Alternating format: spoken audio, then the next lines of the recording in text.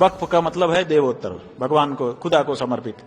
खुदा तो सीधे आके जमीन पे रहता नहीं है, वो जमीन पे रहने वाला चीज भी नहीं है। वही खुद ही कहते हैं कि काबा के ऊपर 7वें आसमान पे रहता है। मुसलमान एक तरफ सौगाते मोदी ले रहे हैं, तो जब सौगाते मोदी हाथ फैला करके आप ले रहे हो, सेवैयां बना के खा रहे हो, तो ये भी तो सौगाते मोदी ही है। लॉ एंड ऑर्डर की दृष्टि में हिंदू मुस्लिम नहीं होता है, लॉ एंड ऑर्डर की दृष्टि में दंगाई और निर्दोष होता है। देखिए, वक्फ जो है वो राजनीति की ही देन है। किसी समय राजनीतिज्ञों ने ही उसको मान्यता दे दी थी। विशेष करके जब भारत पाकिस्तान में अदला बदली हो रही थी, तो जो मुस्लिम यहां से जा रहे थे वो चालाकी कर रहे थे। क्या चालाकी कर रहे थे कि हम चले जाएं और हमारी जमीन हमारी ही रह जाए, तो हम वक्फ कर दे रहे हैं। तो बताइए, तो आप जा रहे हैं तो वहां जाके हिंदुओं की प्रॉपर्टी पे आप काबिज होंगे, तो आप यहाँ तो अपनी छोड़ के हिंदुओं के लिए जाइए। तो ये हिंदुओं के लिए छोड़ी जो जगहें थी उनको वो वक्फ कर गए, और वक्फ कर करके उस पर बोर्ड के माने मुसलमान ही काबिज हो गए। तो ये उनको फिर मान्यता भी दे दी गई, बोर्ड को मान्यता दे दी गई, सरकार ने उनके लिए एक नियम बना दिया, संरक्षण दे दिया। तो ये राजनीतिक संरक्षण के कारण वक्फ बोर्ड के बाद इतनी संपत्ति आ गई, जबकि उस पर अधिकांश पर हिंदुओं का दावा था, क्योंकि जो पाकिस्तान की ओर से हिंदू आए थे उनको उस जगह को आवंटित किया जाना चाहिए था। अब हो गया। अब वक्फ का मतलब है देवोत्तर, भगवान को, खुदा को समर्पित।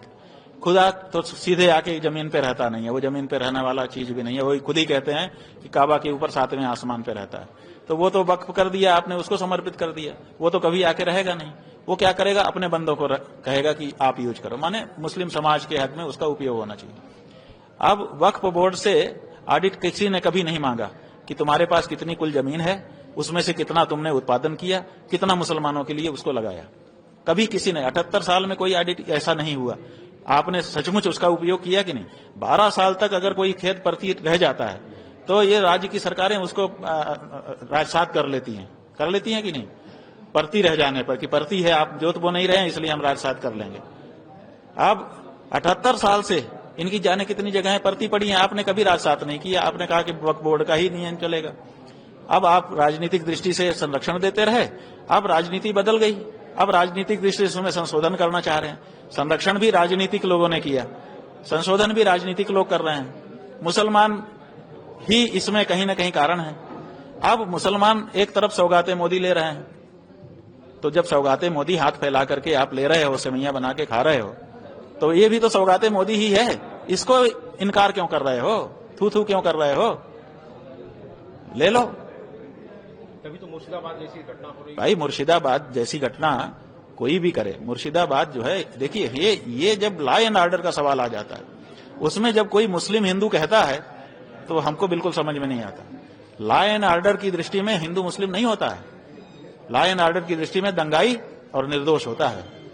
तो अगर दंगाई चिन्हित करके पकड़ लिए जाए और लटका दिया जाए, माने कड़ा दंड दिया जाए, रूह कांप जाएगी।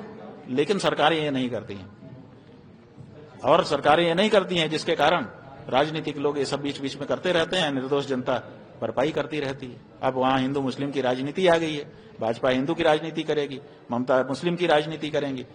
मारा कौन जाएगा? कुछ हिंदू कुछ मुसलमान, ज्यादा हिंदू कुछ मुसलमान।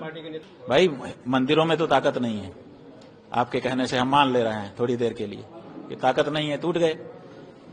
तुम्हारे माता पिता में एक भी ताकत नहीं थी, उन्होंने क्यों नहीं रोका? तुम्हारे दादा दादी परदादा परदादी कोई तो रहे होंगे, उन्होंने क्यों नहीं रोका कि हमारे देश में तुम बाहर से आए हो, आक्रमणकारी हो, खबरदार जो किसी को छुआ।